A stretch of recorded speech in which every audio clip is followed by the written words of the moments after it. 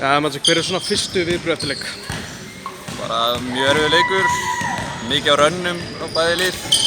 Við vorum kannski, þeir byrjuðu betur, svona við að svara. Svo héldum við kannski áfram í seinni hálfleik.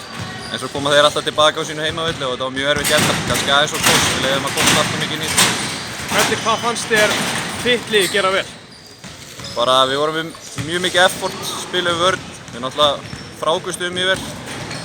Og við vorum ekkert skínandi í sókninni en vörnin hjálpaði okkur alltaf að bakka okkur upp þar. Hvernig fannst þér þín spilamennska kannski persónulega? Mér fannst ég bara fín varnarlega, gerði kannski lítið sóknarlega en vörnin var það sem skipti máli í dag.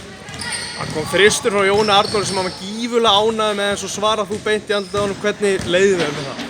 Bara mjög vel, ég var alveg hún í andlitið á honum þegar hann sett hann sko, þá þurfti ég að svara einhvern veginn.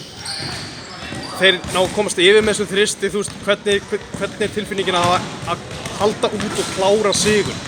Það er bara mjög sterkt, það breytir engu máli hvort þú vinnur með 30 eða 3 eða eitthvað, það sem við vinnum í dag. Það er bara mjög sterkt að klára þetta. Komnir 4 sigrar í röð í öllum keppnum, hvað hefur breyst á liðinu? Við erum bara miklu jákvæðari og spilum miklu meira effort. Það er komin góð samsetning, við erum mjög djúpir og það er engin þreyttur inn á vellinum einhvern veginn og það er bara okkar.